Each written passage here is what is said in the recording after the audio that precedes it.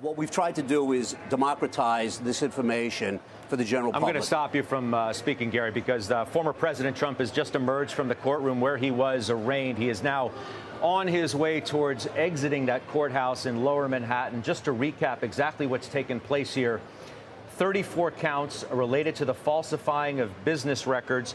The former President Trump pleading not guilty in that courtroom in what really is a historic moment for this country. We think that the former president is going to head back to Palm Beach, where he will hold an event a little bit later on this evening. The Manhattan District Attorney who brought these charges in the first place with the grand jury is holding a news event at some point as well. So we may hear from DA Bragg at some point.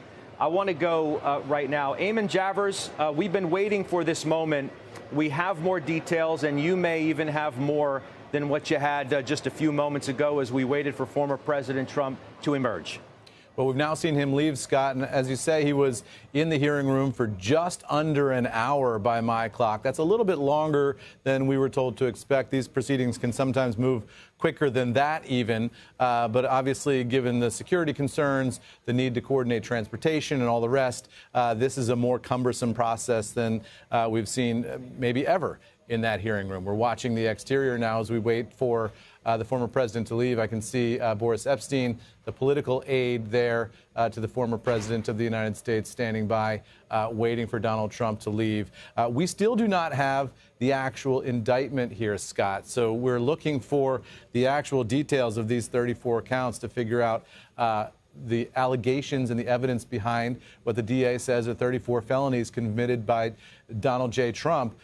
We don't have that information yet as we see the president now emerging from the courthouse. We expect that we will see it soon. We also expect that we'll hear from the former president today. Once he gets back to Florida, we expect he's going to go more or less straight to LaGuardia, fly back down to Mar-a-Lago, and we'll hear from him later this afternoon or this evening. Scott, back over to you. Eamon, I'm going to go to Contessa Brewer, who's on the ground. Contessa, just set the stage here, the scene, what it looks like now as the former president has officially exited the building, and he is in one of those vehicles in that caravan that's going to head, as Eamon thinks, to the airport.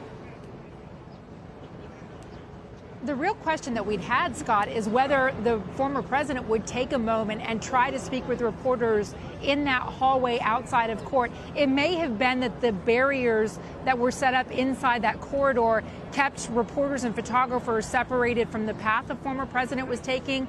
But again, when he walked outside, we did not see him doing any sort of big triumphant wave to anyone outside of there. This is all happening just around the corner, and I'll have my photographer pan off of me and show you.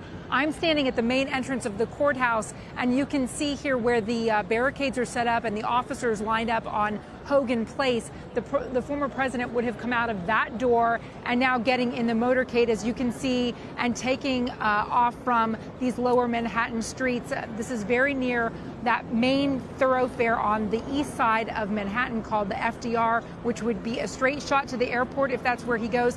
I also want to mention, it used to be when he was in New York City, a lot more than he is now, we would see him going down to the helicopter port just off of the East River, and often executives will use that helicopter port to fly to the local airports just to avoid traffic. Not really a problem if you're getting a police escort and you've got a convoy clearing the path for you.